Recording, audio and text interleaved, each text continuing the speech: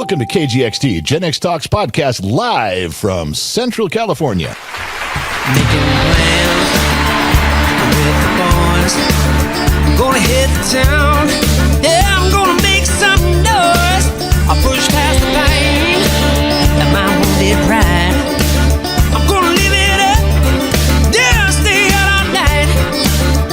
But sure, I've had some better times. And I can't count all the tears I cried.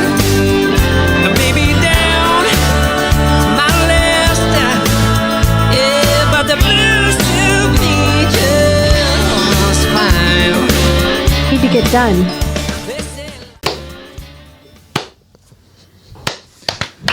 Oh, I thought that's what we were doing.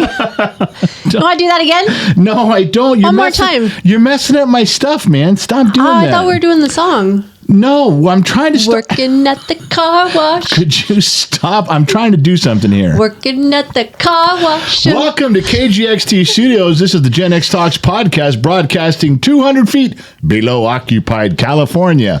Okay, now we can begin. The numbers are good. Everything's fine. Jesus. I wish we were 200 feet below occupied California. We'd be dead unless we had a bunker with air ventilation systems, and we do not have that. There's a thought. There is a thought. So hi. Hello. Good morning. Good morning, everyone. Good morning. It's podcast day. It's podcast time. I'm supposed to do the introduction with Marcy Zavala because obviously she's helping you quite a bit. Things are getting better. Unless you sabotage your day or I sabotage your day. You know, yeah. I gave you ice cream and you about kicked the shit out of me the next morning. Yeah. I bought you one scoop of ice cream and you didn't spend the night in the bedroom. The next morning, you go, no more ice cream. Yeah, I went down to the couch. Didn't I go down to the couch? You did? I think I did Yeah, that night. I was pretty bad, but so yeah, if it's not it's my own fault. It is. But when you follow Marcy's program, oh yeah, 100%. Yeah, you got to be on the. You got to follow what she says. I'm on part 2 right now of the program. How many parts are there? 37. I think this is the last part. That's what we were talking about. It's a hormone balance. That's the thing. Yeah. After talking to her about that, it's amazing when your hormones out of whack. I didn't know that was even a thing. I mean, I get that you don't. I thought when you had lack of a hormone thing, it was just like, yeah, you don't feel sexually active. That's your hormone deal. No, it affects a lot of different things, she was telling me. And it makes me wonder back, like, when my mom was older, like, how much different she would have been if they would have, like, found all that stuff out or something. Gone down that road? Yeah, because when I had an older mom, so in high school, we did not get along. Like, she was riding that dragon, something nasty. It was like, I'm staying away from that. So, yeah, we did not get along in high school very much. I just thought that I didn't realize hormones played such a huge part of all of what a person does. I didn't, but that's what it seems like. That's why you have to have a complete picture. Because you could say, when you talk to Dr. McDreamy, he's like, hey, your thyroid's pretty important. Your thyroid kind of affects a lot of different things. Yeah. Then you talk about hormones. Well, your hormones affect a lot of different things. It kind of sounds like everything affects a lot of different things. Yeah, everything works together for a reason. If your liver's failing, that'll cause a lot of problems in a lot of areas. You're like, okay, I get it. So you do need a whole picture. You can't just... Yeah, and we didn't say, it's not just women, it's men too for hormones. Yeah. I mean, it's all over the board. But anyways, so yes, Marcy and Damon do a lot of deep diving into that. Yeah, stuff. but your pills aren't working. Not yet. You've got to give my body some time to kickstart, man. Well, what are we talking about? A year? Because you've had them for like 3 or 4 days. You haven't come and kissed me any more often than you already do. You haven't, so the pills aren't working. I can tell that right now. Give it some time, how about man. we just get our money back on the fake sugar pills because they're not helping your hormones at all. I can attest. Listen, we both can't drink at the same time. Yes, we can. Ready? Drink. Hydrate. One of us needs to be talking while the other one's drinking. You can hydrate. You got it. When I drink, you talk. When you drink, I'll talk. Okay. Wow, like a trained professional. You really stepped up your game right there. So what about Marcy that you have to say? I was trying to tell you that, okay, can we admit for sure, like, just because you've known me my whole life, I do read women pretty well. I got a good grasp on chicks. Yes, I believe so. And relationships. I pretty much know relationships. Yeah. Okay. So the last couple times that Marcy's been to the house, I have turned my keen observation skills of perception. Your spider senses? And my spiders, and focused right on her. Okay. She has a secret. Really? She has a deep, deep secret that I don't think her husband even knows. It's What true. is this, Jerry Springer? No. It's time to we're get not gonna bring to the everybody nitty gritty. Yeah. I'm going to bring out the dancing midgets in a minute, and they're going to expose the secret while juggling firecrackers. All right, Jerry Springer. What is the deep, dark secret? I don't know. I've got it narrowed down. Oh, so you're just saying you're observing it, but you yeah. don't know what it is yet. Not yet. No. Oh, okay. I don't know yet, but I've kind of got it narrowed down because when you observe a woman, you can pretty much tell what's going on if you just really pay attention. Despite what people say in the media, do you never tell what a woman's thinking? No, I do. I think I got it. Okay. So she either is some sort of a Unabomber type person, like, she wants to start, wearing the dark glasses and the hoodie and living All up. women want to do that. I'm sorry. Yeah, next. And she wants to wear the hoodie, the dark glasses, and live in a cabin like way back in Idaho somewhere. That could be like her deep. I think there's something going on there that she's got a deep, Unabomber type Every secret. woman's dream. Or she's madly in love with me. And I can't. Wow, that's really extreme. And I can't tell which. Well, those things go hand in hand. You notice I didn't say every woman is doing that. Yeah, you were quick on the every woman hoodie part, but you weren't quick on the every woman falling madly in love with me part. And I if you look at me, like I'm pointing at myself right now, when she's around, I've turned this down. Oh, you have. Now I can't. When you're looking at this face, I can turn it down, but I can't turn it off. I've turned it way, way down when she's around. I don't want there to be any I'm glad. misconceptions there. I don't want to throw anything out there. So when do you turn it on? When do I turn it on? Yeah, to who? Well, to you. When I want a little loving, oh yeah, I turn it up to 9 and walk in there dancing. If I'm smart, I'll put on some George Michael or something so you'll dance with me. Oh, And okay. or if we're at a public place, we're out at dinner or something, or we're out doing a meet and greet at one of the car shows or something. Yeah, turn it all the way up. Because you can affect people 500 yards away if you turn it all the way up. Oh, you got a radius around. I do. I've measured this. I've tested Your pheromones. Is that what it's called? They roll out. Yeah, I've got a pheromone extender, so it goes out. Wow, I wonder what that looks like. I'll show you my pheromone extender sometime. Oh my God! So yeah, I think I don't. Don't cry. It's okay. Don't cry. I'm not. I'm laughing. Stop. You're turning beet red right now. I'm laughing. People can't see it. Oh, if you watch the video, you can. But he's turning red. What did I just push a button? No, it's. I'm having a good time. Only person that can do that. I'm having a good time. Yes, you are. Yes, you are. So either I think Marcy Zavala, even though she's super talented and is helping you immensely, I think she's harboring a deep, dark secret. She wants to start making bombs out in the middle of the woods, or she's madly in love with me. I'll investigate further the next time I see her. Maybe I'll get an answer. All righty. But if she shows up in Las Vegas with a hoodie and dark glasses, I think we're all going to have our answer. That would be really funny. So, I came into the studio to do the podcast. What the hell smells in here? Okay, that's your dog. But it's okay. It is not my no. Yes, I know your dog wasn't in here, but okay, I stepped in dog shit. All right, that happened. Didn't you see it? No, because the leaves outside that have fallen off the tree are like as big as a Frisbee. So now I not only have to look for dog shit, but I got to pick up a leaf every time I step. Landmines? Yeah, and they're under leaves. So I stepped in it. No big deal. I go to the garage to wash off my boot, take my boot off, go to the sink, clean it off. Now, if you got dog shit stuck in the tread, you're okay. It's easy to clean off. So I set the boot down and I was washing my hands. I get cleaned up out of the garage sink and I turn around and my boot's gone. Your dog took off with my boot. So I'm walking out through the backyard trying to find my boot. Trying not to step on any more dog shit under the leaves. I finally find the boot because your dog finally said, "Oh shit, Dad's coming," and drops the boot sideways in another fresh pile of dog shit. A fresh pile. Like Like the other dog just shit. It was still hot and steamy, and your dog went, that's a good place to drop Dad's boot. Fuck that guy. And he did. So cleaning it off the side of the boot is much harder than cleaning it off the tread. That is true. So the smell is from whatever I couldn't quite get off my boot just yet because we needed to record. I'll go clean the rest. I'll try it again. Well, you better. That's gross. I'm doing the best I can, man. This was not a planned event. Your dog is an asshole. He is lovey. I love him. And to think, I fed him part of my breakfast this morning. And that's how he repays you. Yeah, what an asshole. Anyway, so that's the At least you don't deal with penny pig shit. No, I don't. So the slight aroma you detect is from your dog. Okay. It is not that bad. It's just because you have the door shut right now because we're recording.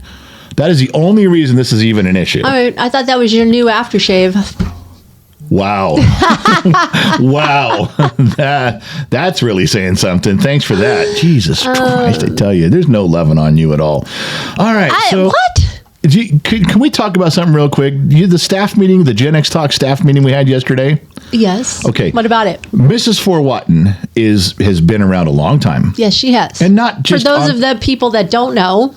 Yeah, not just like on planet Earth. She's been around since almost the beginning of Gen X Talks. Yeah, she has. And now she's on staff and she does moderating and she's really good with people during live streams.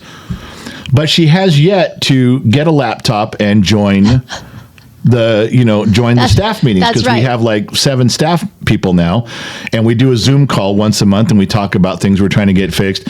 And it's not, I think now, in the beginning I thought she doesn't want to be part of it because she'd rather not be seen. I think now she'd be okay with being seen by staff. I think she'd be okay with that. But she still hasn't done it. No. But she found a way to participate anyway. Yes, she did. I thought the staff meeting was over yesterday, and all of a sudden Two Bear jumps in and goes, hey, Mrs. Ford's got a question.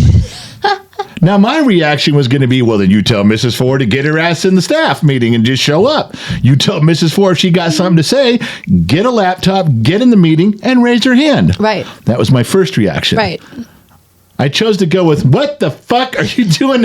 How is she asking? Because, well, she's got a question. So I'm just saying that she uses staff quite wisely because there are times during the live stream that she will direct questions to me too. She gets her word across. She's like the puppet master. She dangles. She's like, oh, there's a need here. And then she goes to Two Bear. There's a need here. And she goes to you and says, hey, Gen X Mom, can you get this done over here? And you run and go do it. Or she'll go, Gen X Mom, PayPal or something. She directs traffic for sure. She directs traffic well. I would love to say that I stand up to her and like, I don't follow that bullshit. No, you don't. I don't go for that shit. Mrs. Ford don't tell me shit. You can tell me what to do. I run this goddamn place. And every time that I'm busy during my day, if my phone beeps, she'll go, you misspelled something on the website. I stop what I'm doing and I go. And you go fix it. I fix it within 60 seconds. I'm back in the thread going, it's corrected. It's done. We're good. You know what? She's Gen X Talk's biggest cheerleader too. Like she will defend it. She loves the kid so much. She does. Like her own. I don't know what it is, what attracted her to him, but speaking of the kid. Oh. You want to talk about that idiot? No, not really. Good. But I think we are. I'm glad you're on board with me about this. I don't really. You raised a horrible child. I raised by myself? Oh, yeah. I was working. Who else is the major influence on a child but the loving and kind mother? You know, the problem is here, he was bottle fed. That's the problem. It all comes down to being bottle fed. How would you know? Because you said very loudly that you're not going to breastfeed, you're going to bottle feed. Nothing against any woman that breastfeeds. It just wasn't my thing. Why would you bring that up? Because I think that was the root problem. There was a disconnect there. I think the disconnect was when I got sick at such a vital time in his life. No, Cole, please. Now you're blaming God. No, I'm not. Did I bring up when did I say God? And it's the implication. You said you got sick. When you have a mom that's sick and you have 4 or 5 3 sisters bossing you around. Oh, you think so? You got sick and his sisters bossing him around has made him the jerkwater he is today? Because I tell you, I was calm, but I cannot get him to where I think he should be at 18 years old. And so last night I sat him down and I told him that this is the truth. This is absolutely how I feel.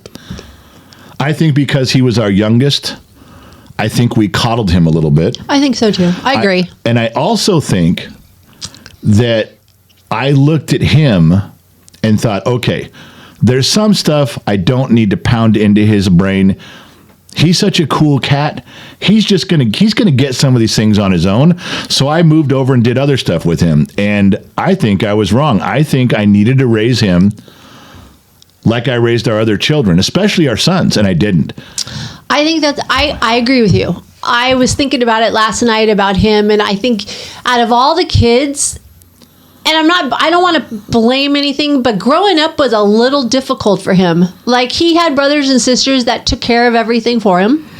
I mean, being the youngest, we helped him not do things either. We took a slide on that. He also had a sick mom for a few years. He also COVID hit. I mean, there was a lot of different things that hit him weird. You know what? Think about the greatest generation.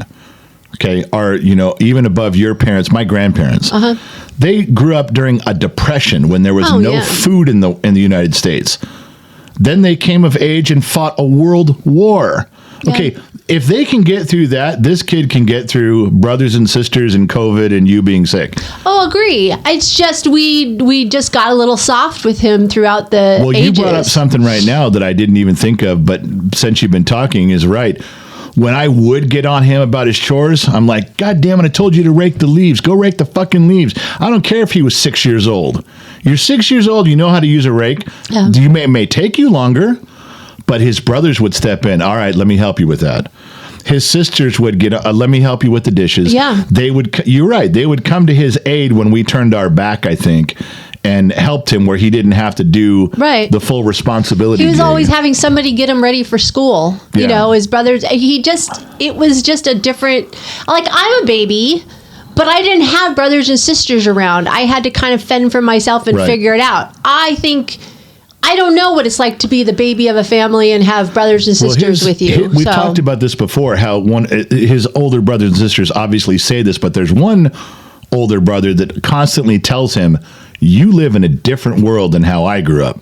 Mom and dad were not like this raising you. Okay. Yep. So last night, I kind of lost my shit with him, but I didn't yell. I was not angry outward. Mm-hmm.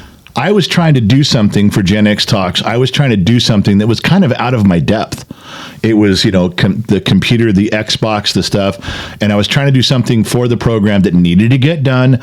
I was like, all right. And he just left me. He walked away. Yeah, you shut down. He knew that he's like, there's no way Dad can do this. Dad needs my help. Dad's trying, but Dad's out there flopping around looking stupid. And he's no way. And he left me there. And that bothered a ton. And I sat with him. I finally sat him down and I said, listen, here's what's going to happen tomorrow morning when you wake up. I said, you're not going to like this, but I'm not mad. I said, I am going to start raising you tomorrow like I did all your brothers and sisters. Oh, that's going to be a shocker. Well, that's the problem. He got big eyes. And I said, listen, man, I said, I love you.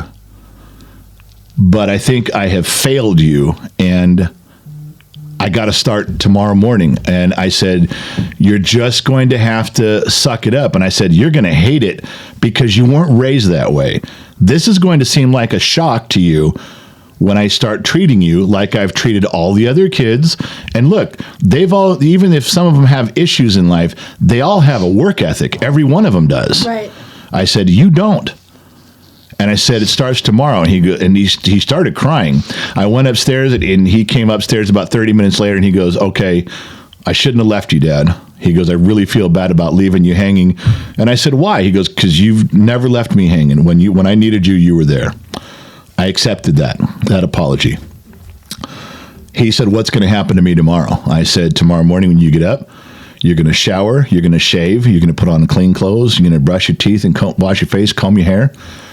You're going to come see me, and I'm going to give you the keys to the car, and you are leaving the house, and you are not coming back until you have a job. And he said, what does that mean? I said, looking for a job is a full-time job. I said, you've been turning in applications online, getting nowhere. You know why? Because there's 13,000 kids in this area doing the same thing. You're just a number. I said, the one time you got a job was on your way to prom and you were wearing a tuxedo. Yes. And you decided on your own to walk into Taco Bell, talk to a manager, and he hired you. On the spot. On the spot.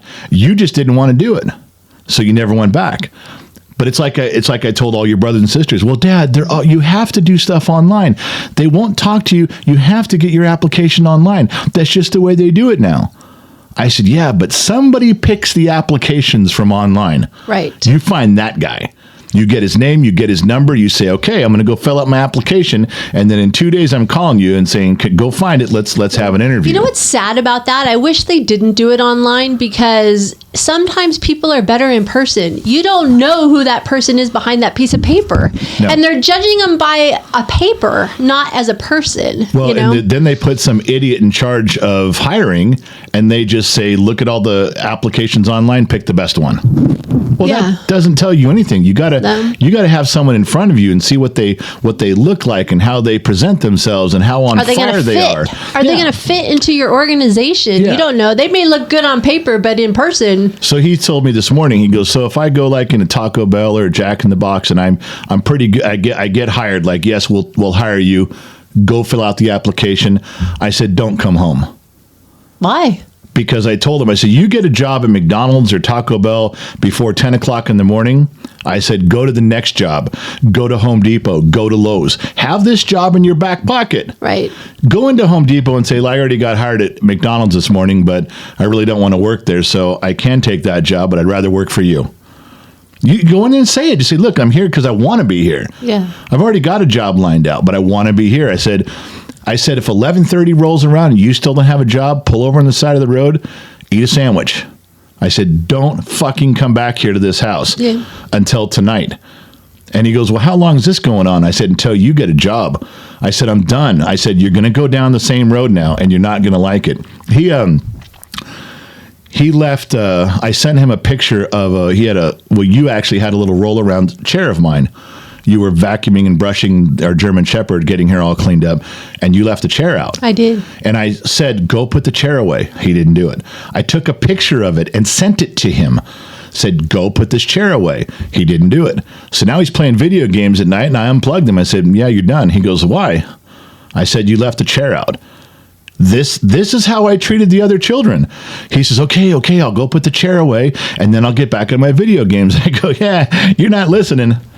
You're done. I said, if I have to chase you down to put a chair away, you're done. That was such an easy thing, and I sent you a picture. I told you to do it, but you put it off, and then you forget. So he's getting the picture. But even as we're right now, it's like coming up on 11 o'clock. He's still gone. Yeah, I know. He's out driving around, but he looked good today. I told him I loved him this morning. I gave him a hug. I gave him some pointers. He printed his resumes out.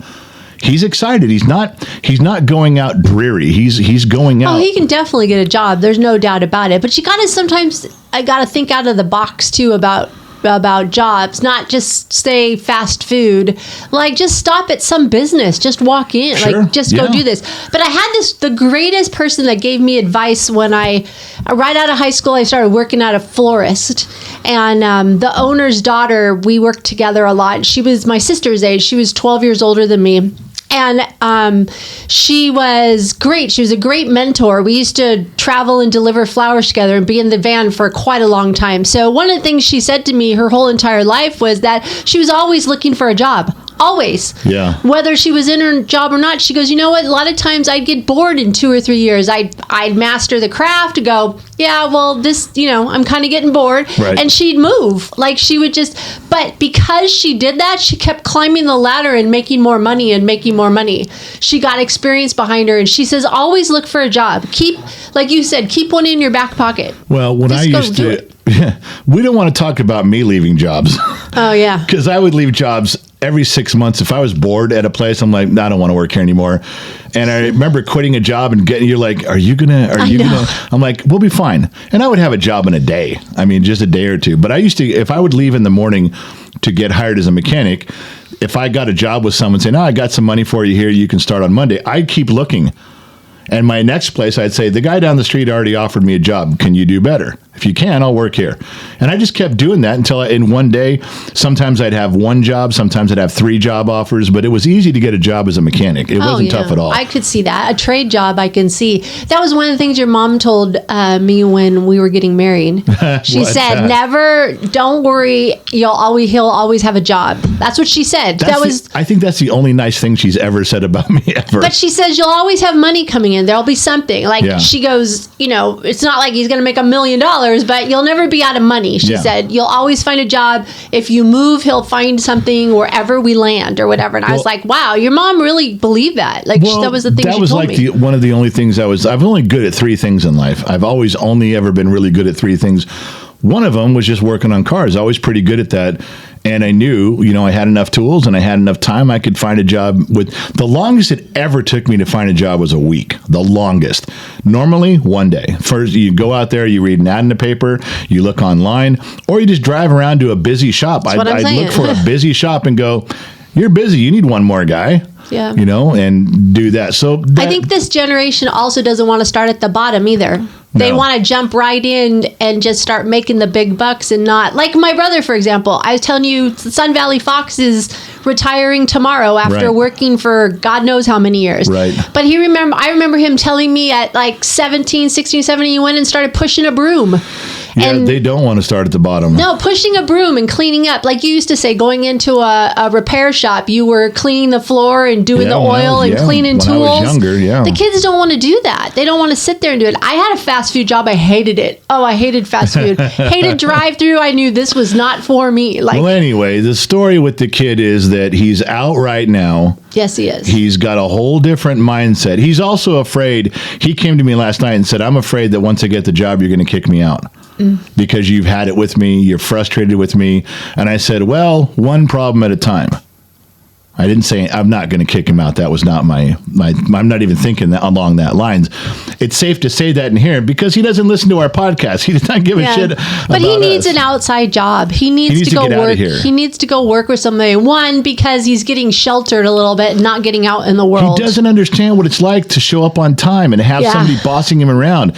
It's different when it's a regular person and not your parents. Yeah, for sure. He doesn't have this down right. Is what I'm saying. Yeah. So what's the update on your diet and your bromance with Dr. Dr. McDreamy? We have to. Well, Dr. McDreamy isn't the guy I thought he was. We had a little bit of an issue the other day. We had a little bit of a falling out. I'm going to have to straighten him out in person. In Las Vegas when I see him. Did you guys break up? No, we didn't break up. Are you taking a time out? No, not even taking a time out, but I got to straighten him out, I don't care how rich and famous that guy is. He's the same dude I went to school with in 6th grade. I don't look at him any different. Okay. And I want to tell you what the issue is between us. I want to tell you right now what the problem we're having. Okay? All right. I'm going to air my dirty laundry right now. All right. He's going to listen. I don't give a shit. I could care less. Now listen. Okay.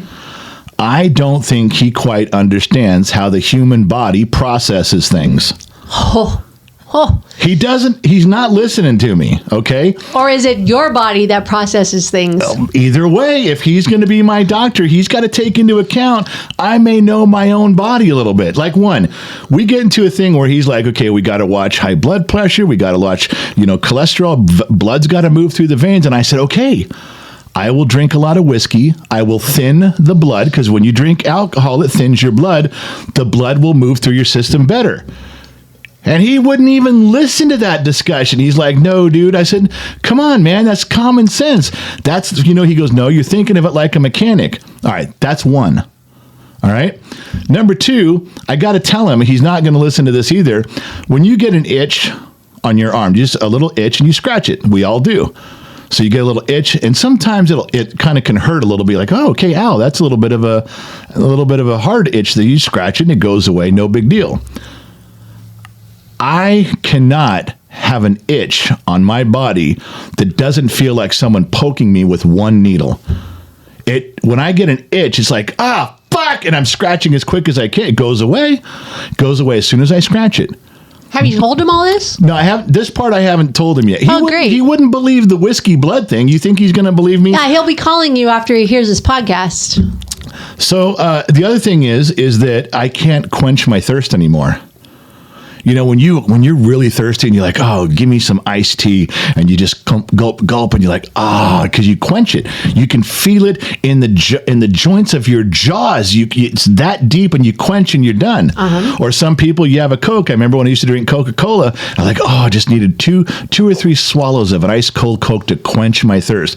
My big thing my whole life has mostly been water above everything else. I know that I like milk and stuff like that, but my big one is water. Lately, I can't quench my thirst. I will drink and gulp and drink and gulp, and it's like, that's almost doing it. But the thing is that we disagree on how things work. Like the other day, I tried to talk to him, and he wasn't even listening. I'm like, okay, I can get my medications into my body faster than anybody you know. What? Now, What? yeah. I can't. And before you make some wisecrack, no, I'm not shoving them up my ass and not a suppository. Okay. Okay. So when I take a 5-hour energy drink, right, I feel it within like 1 minute, 2 minutes. I'm like, okay, I'm up, I'm alert. Just like when you drink coffee. Okay. So since I know the 5-hour energy, I drink it within 60, 90 seconds. It's in my body going everywhere. I put his pills that he gives me in the 5-hour. I shake them up, and then I drink the 5-hour with the pills. You do not. Oh yeah, and then it's in my body, bam, right now. You know, when I talk about stuff like that with Dr. McDreamy, he rolls his eyes, and I'm I like, do too. Why? Because that's not how it works. It's exactly how it works, man. Why won't anybody listen to me? So here we are. Here we are. I have to straighten him out because I get what he's thinking. Did you go to medical school? No. So why do you think you're smarter than him? I didn't say I was smarter than Dr. You have it all figured out. I have me figured out. I have, there's some things when someone... Obviously you don't if you're carrying around another person with you wherever you go. What do you mean? Carrying who around? Your weight. You're like carrying another person around on you. Oh, you just poke fun at my size. Well, me and my friend here are going to kick your ass when the show's over.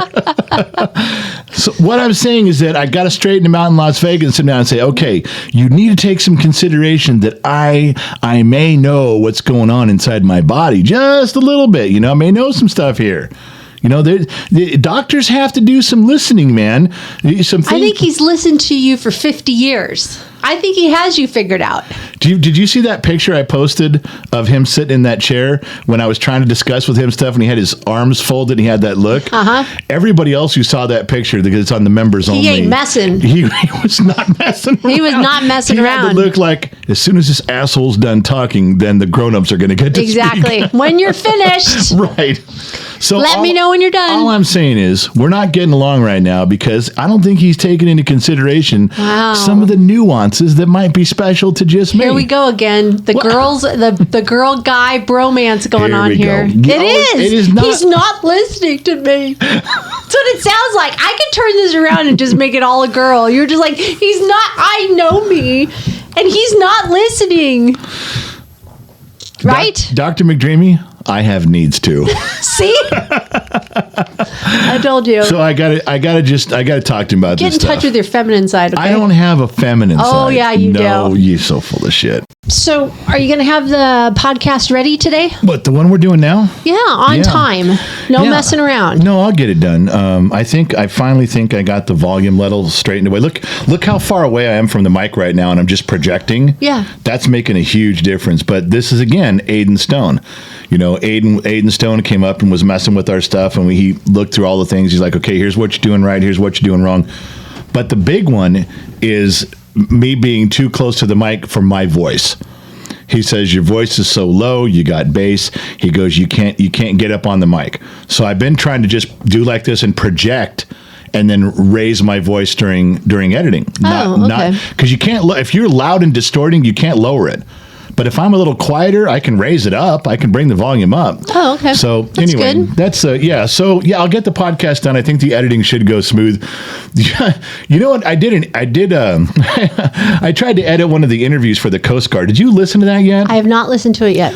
That, I'm telling you, was such an interesting thing. I never thought that the Coast Guard one was going to be as interesting interviewing that guy as it was. It's the ugly stepchild of the military. It is, because not many people know about it. I called I called one of my friends back east who does that work, the liaison work with the Pentagon, and I said, "Hey, we're doing a Coast Guard interview." He goes, "Who gives a shit?" He goes, "I don't care." He goes, "I'm not listening." He goes, I go, "What does the Coast Guard do?" Now remember, he's been in the military and the liaison of the Pentagon for 40 years. Two branches of the military. Two branches of the served. military. He goes, "Yeah." He goes, "Coast Guard's great if you want to be the Navy's bitch."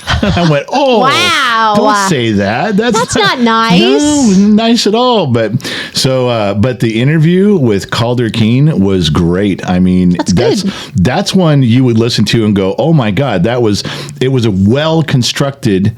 It just flowed. I'm going to listen to it. I just haven't had time to. So I was listening to that one, and it took me an extra 20 or 30 minutes to edit it, because as I'm editing it, I'm listening and I'm moving things around and I'm editing. Yeah. My phone beeps. Okay. And I pick up my phone and I'm like, okay, there's nothing there. And I'm like, well, did it go away? Was it like, spam or something? I set it down, continue listening. I know. My phone beeps. I'm like, what the fuck is going on? So now, then it like beeps 3 times in a row. I finally stopped the editing process. I start going through my phone because now I'm going to try to find out what the fuck is going on. Right. Come to find out, it was beeping in the podcast. I knew it. It was beeping during the interview. I had left my phone on. The microphone had picked up the recording of my phone beeping. So I'm listening to a recording, and I'm getting mad at my phone. My husband, the podcast professional, Trained professional. I don't know. I always get that wrong.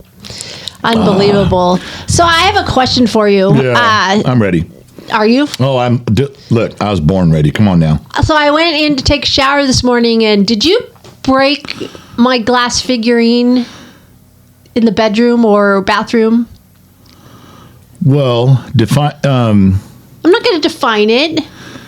Okay, I kind of did. You either did or didn't. Your dog did it. Why is it always my dog's fault? Your dog. My dog is perfect. Your dog is a complete ass. No. Everyone who has met your dog says, this is the most handsome, regal dog I've ever met. What an asshole. Every time. He is my cuddle dog. I went to, it was a normal morning. Your dog was laying there. No, it wasn't normal if you broke something. At this point in the story, things were going along pretty normal. Oh, okay. Your dog was laying on the floor, just kind of cuddled up there by the chair. You know, that one chair in the corner, the black chair in the corner. And just kind of waiting for the morning to begin. I got up, I put my socks on, I was pulling on my pants, and my foot got stuck in the pant leg. All right, so I'm trying to get my foot through the pant leg, and I'm pulling on the pant leg, and I'm kind of hopping in place, and I just got mad, and I pulled really hard, and my foot shot through. I kicked the dog. Poor dog. The dog jumps because he was like asleep when I kicked him. I just kind of went boom right through it, and he jumps up like a cat almost, hits the bookcase with all your stuff on it. Yes. So I still got one foot out of my pants, 1 foot in my pants, and he hits that thing and it shakes it and stuff starts to fall. So I let go of my pants and I kind of tripped over myself diving for the things that were falling, and I couldn't catch your figurine, and it hit the edge of your dresser, and it broke the corner off of it. But it was your fault. No, how is that my fault? Because you kicked the dog. If you wouldn't have kicked the dog, we wouldn't be in this situation. I caught your family Bible. Oh, well, thank you. That didn't hit the ground. God thanks you. God is thanking me right now because I was okay with that. But there was like 5 things falling. I could only catch one, and I caught the Bible, and the other stuff was okay because it landed on the black chair, but that one kind of went all the way across or rolled off the top of the chair, I guess, because it hit the end of your dresser and it broke the edge off. So your dog did it. No, he didn't. You did it. Well, if we're going to go backwards and not blame the dog, but blame me kicking the dog, why don't we blame my pants? Let's blame my pants. I couldn't get my leg No, through. it was you kicked the dog. Let's you blame started the Levi whole Strauss. thing. Oh, come on. You picked the middle Why of would the you story. pick and catch the Bible? Why didn't you go for something else? Look, it was instinct. I felt God's presence at that moment saying, help me. And I did. I helped him. I smell bullshit right now. You know what, right now, okay, so you're mad because your figurine got broke, but right now God owes me one. That's the... God doesn't owe you shit. I caught the Bible, man. That's God owes You me one. gotta be kidding me. Well, I'd rather have God owing me one than you owing me one. God's way more powerful, man. Now when I say, hey, man, I need a little help with this, cops are arresting me. Remember the time I caught the Bible? Yeah, and he's gonna go, and what about all the other times? Whoa. Well, come on, let's just keep track of the score we're up. We just have to stay current. God's not gonna go back, right? I'm just saying God knows when to stay in his lane. And I think that if we keep He does. Yeah, and we keep track of the score. I am sorry about your figurine, though. I really am, because I know you've kept that. Everything on that bookcase in the corner is like, don't ever touch it. And it fell. I'm sorry. I didn't mean for that to happen. It was just a... I'm not happy. I know you're not, but it was a complete accident. If we're going to blame somebody, Levi Strauss. That company just made the pant leg, that's too small and narrow at the bottom. All right. Can we move on from your fucking thing? I don't know. Did you clean it up? Yeah, I did. I cleaned it. Well, if you notice, the reason it's broke is because I couldn't figure out how to glue the end back on. That was my big problem. I wanted to, but I couldn't figure out how to glue it back together in a way that made sense. So I knew you'd notice eventually. I didn't think you'd notice this quickly, but I knew you would. I knew you'd notice. Well, I did, because I was taking the sheets off the bed this morning, gonna wash them and everything, and then I was like, something's weird. I vacuumed up anything that the pieces that broke. I vacuumed and cleaned up around there. Here's another thing that's bothering me, and I know this is kind of stupid, but who makes our vacuum cleaners again? Kirby. So those things were like $1,200 each, and we have 3 of them. And yeah, because you never buy just one of something. And I didn't buy any of them. Remember, I worked on those things. Oh, yeah, I worked on their company. The company that sold them, they had there's 2 big distribution centers here in town, and I was working on their vans, and they didn't want to pay me cash. They're like, can we pay you in Kirby's? I'm like, yeah, pay me in Kirby's. Because I knew, we'd seen the demonstrations when they come knock on your door, and they're like $1,200 and then $500 for the attachments. So we have 3 of them. Yes, we do. And because they're forever, they're lifetime guaranteed. They work forever. You just got to pay for the labor. If something breaks, they'll give you the parts. You just pay to have them put it on, and you're done. Or I can put it on. They're great vacuums. They're just super heavy. I couldn't hardly vacuum this morning. That one. Now we got one in the studio in here that's pretty light. No, it's not. But those other 2, they're like 100 pounds. It feels like. I hate vacuuming because of that. I know. And the other day I heard you talking to one of our daughters because she got that Dyson vacuum for Christmas. Mm-hmm. And you're like, oh, I'm going to talk to Dad about getting. I'm like, we're not doing that. I have acquired 3 Kirby vacuums that will last forever. We are never buying another vacuum as long as we live. I don't care how much you bitch. Until I couldn't push the vacuum. And now you know my struggle. So now I got to buy vacuums again, because we have upstairs and downstairs, and you don't want to carry vacuums up and down the stairs. So we got to buy one for each. And you want me to, and we're going to buy light vacuums. What do I do with these Kirby's now? Sell them back.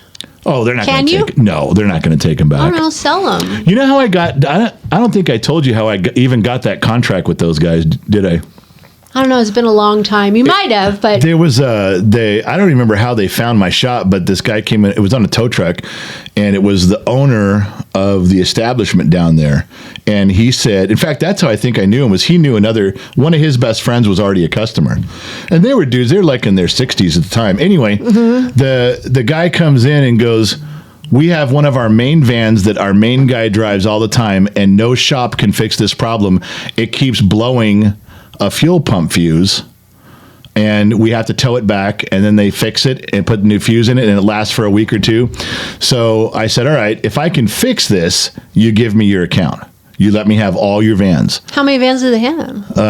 13 trucks and vans, like two or three trucks. Anyway, so I put this thing on the rack and I replaced the fuse, and I have somebody up there raise it up in the air, and the engine's running, and I'm grabbing the wiring, and I'm moving it, I'm shaking it. I'm grabbing the wiring, and all of a sudden I grab the wire under this big Ford long van, and I grabbed the wire, and it died. Really? I lowered it back down, and the fuse was blown. I put another fuse in it, started it back up, grabbed the wiring in the same spot, and wiggled it, and a few seconds later, fuse pops, engine dies, kills the pump.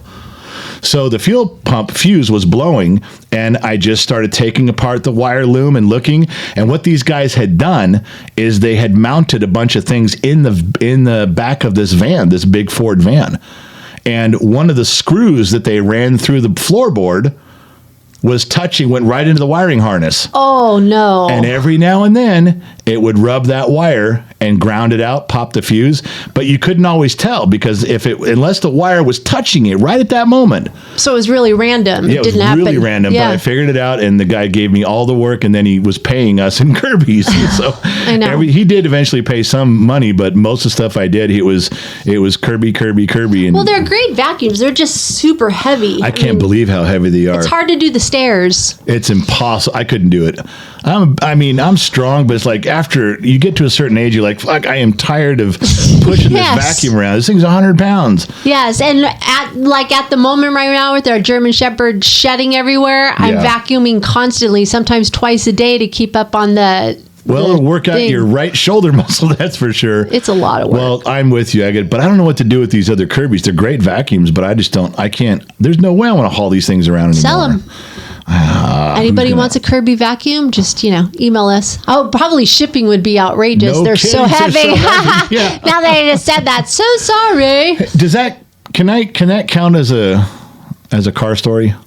Maybe I'll let it slide.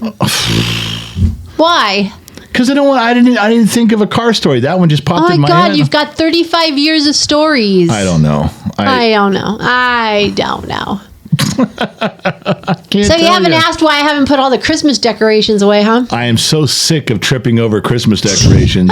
And you know what? You don't even take them all the way out and put them in the barn where they go. They're all stuck outside, right outside the door, in stacks. In fact, I thought someone had stole something from us. What? I know this is going to be dumb because we have that one camera on the side of the house outside. Okay. And it was kind of nighttime. It was dusk, and I'm looking at the camera. I'm like, oh, somebody stole our air conditioner. What? I know that's not something that ever gets stolen, but all I could see was the top lid of your box, the corner of the lid, and it made it look like that was just the concrete where the air conditioner used to be. Okay.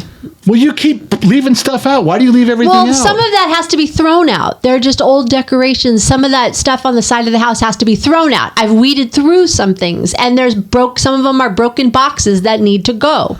But then there's stuff on the dining room table because that's halfway out the door. I'm doing phases. I'm pacing myself. We could, Dr. McDreamy and Marcy came over. We couldn't all sit at the table because half the table Had Christmas is decorations. piled 2 feet high with your Christmas I decorations. know. I'm trying to put it away, okay? The only Next thing year, I'm going to have to just take very few out. you're trying to put it away. The only thing you're trying is my patience. Always, every day, Every day. every minute, every hour. That's my goal. I have to. All right. Life would be dull if I didn't keep on your toes. Let's try. I would like to try a dull life with you for a week. Oh, you wouldn't like it. Jesus Christ. You wouldn't like it. You'd be calling me and texting me, "Where are you? Where are you?" Oh my I can make God. it pretty dull. How are we doing on the ticket sales for Vegas? We're down to probably 1 or 2 tickets. That's it. And then we're done, right? And we're done. We're sold out. We're sold out. Wow. Far out, man. That's going to be a great 2 time. weeks from this weekend. There's going to be a public meet and greet if you wanted to show up at the Red Rock Casino right around the Sports Bar and Grill, January 27th. It's a Saturday. We're going to hang out before we go to the main event, before we go to the party. We're all going to be hanging out there. So there'll be anytime you just want to come by, if you're in Vegas or near Vegas and you want to come by and say hello to us and all the staff, we're going to be there for a public free meet and greet for a couple hours before about 4:30 or so. So you should come do that. Yeah, be fun. And all the usual suspects will be there, people you know, so that'll be good. The usual suspect. Now, see, we're at 54 minutes, but we took a 7 or 8 or 10 minute breaks, and now we're only at 45. This will be considered a very short podcast. You know why? Because you brought nothing to the table, my fine It feathered was friend. a dull week. Oh, Oh. you just told me what a great time it was. Except You know. I'm kind of in mourning right now Why? because I dropped out of the top 10 of Pigskin Pick'em football. No, you lost is what happened. You weren't at your top 10. You weren't even, you lost. You barely, Wow. your name Thanks barely for fit, all the consoling I'm getting. your name barely fit on the chart. That's how far low you were. Wow. There's not a lot of love in this room right now. Not a little bit. You got your ass kicked. Guess who won? I'm not telling. We've said enough of his name. I'm not saying it anymore. Dr. McDreamy won. The man that shall not be named. No. Yeah, I told him. I said I posted it on that thread with you, the little talking thread with you, Marcy, and I. And I said, oh well, Dr. McDreamy won. There'll be no living with him. I say he's like, I want a trophy. I said, not a robe, not a scepter, not a crown. He goes, no, just a trophy. He wants to put it on his mantle so he Yeah. can look at it and shine it up every day. So we should do a trophy though. We should get a trophy that has every winner's name on, like a first place. Perpetual one. A perpetual trophy would be kind of cool. Yeah, the winner can have it for the first year and then they got to return it. I was thinking about that, but then some people don't stick around Gen X Talks. They move on, and I don't want to not get the trophy back. Oh, you mean like we have it? We have. So what we do is we send them a little trophy saying, "Hey, you won." Like Dr. McDreamy, we'll get him a trophy. Let him nice little thing. Send it to him. He won first place, but we'll keep the perpetual trophy here with the winners' names on it. That would be cool. Yeah, and we can go back and look up at least a couple winners. I think we could figure out who won the last 2 years. Maybe not the last 3, but for sure the last 2. Oh, maybe. Wow, you made it all the way to the end of the podcast. That was your first yawn. I know. Wow. I was wide awake, ready to go. 10 a.m. is my good time. Let's go. I haven't done a whole lot of stuff today, so. No. So yeah, we just talk a little bit about the kid there. I didn't think we were going to go that deep into parenting, but it's tough on me. I'm sure it is on you to realize that your son at 18 isn't where you wanted him to be, and when you realize that you failed, that I failed to get him there. The other kids, I raised them correctly, I felt, and if they didn't show up on time at 18, that's on them. I had no guilt. I have guilt with this one. I'm I really sorry. do. I'm sorry. It's tough. So I'm working on it. All right. I have a question. Our one daughter moved out. Remember, the last one to move out. And she says she was paying us rent. She was, 20 some years old. And she decided to keep paying rent on her room after she moved out because she thought she might have to move right back. Yes. Well, when do we say quit paying rent? We want the room back. A year ago. Every time she comes home, she stays in that room and she loves that it's her room and she doesn't want to give it up. She wants that room to be hers. If things don't work out with her guy, she wants to come right back where she was. So we're failing her on that, having that. She's paying rent. Doesn't matter. How is that- Once we stop that, then that boyfriend either has to shit or get off the pot. We're going to force a decision. Either. Do you know why she pays? She can afford it. You know why she pays to have that room kept is because if this guy doesn't work out, Right. she doesn't want to come back home and have you turn it into some room that's not hers. And Right. you will. Oh yeah, it's going to be a guest room. The second that she's done, says, okay, I'm giving up my room, you guys, then you're changing everything in there. Yes, I am. It's going to be a guest room. Well, she's coming out in the next couple days. Why? Because I need to tell her, stop paying rent. Either this relationship is going to work for you or it's not. But you can't. Right now, she's got 1 foot in the door with Yeah. us and 1 foot out. She's almost been gone a month, just so you know. So? But I mean, month where she hasn't come back home, so she's paying for the room. I mean, it's like she comes back all the time. Yeah, okay, But I see it's what you're like- saying now. Yeah. I really want that room. I know, but I didn't want to cut off our daughter and say, quit paying rent. That's not your room anymore. Get out. I didn't want to make it final. Yeah, but we are not making the situation better. No, I think she doesn't take her relationship seriously with the guy because she knows she got an easy way to come home. And not that she couldn't come home anyway. Right, but she uses it as an excuse. She does. And I think if we decide to cut it off, then there's going to have to be a decision made. I think so too. So anyway, I texted her this morning and said she hasn't been feeling super well. I said, next few days when you're better, come over. And she goes, are you and Mom dying? I go, no, we're not dying. But I want to have the conversation about, listen, you need to quit paying rent for this room and you need to dedicate yourself to this guy that you're living with and do your thing. But right now, I don't think you're giving it your all because you feel like because she comes home all the time.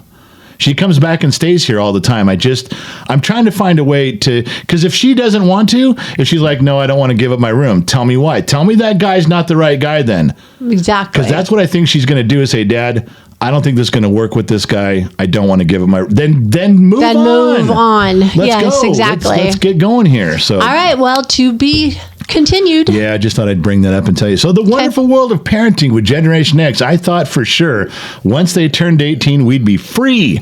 And we're not. We still parent. We still parent. I'm telling you. All right. So listen, we got to go. We got to get out of here. We do. It's time. All right, everyone. Thanks for listening again this week. And where's my picture up here? I don't know. Okay, yeah. Oh. Tell everyone goodbye. Oh, now listen. Do me a favor. As soon as you say goodbye, don't start fucking with your microphone. Oh. You start grabbing it and as I'm trying to close out my thing. Okay. Everyone. You got to fucking grab that thing and bang it around there, okay? Yes, dear. There. Goodbye, everyone. Thanks for listening. There you go. Now you're cooking with Pam. Listen, thank you guys for joining us again. Sorry we got stuck on the parenting aspect of that stuff. We wanted to talk a little bit about it, but it got a little bit long. But yeah, you guys can follow along because next week podcast is going to talk. We'll find out what happened with the kid and his job.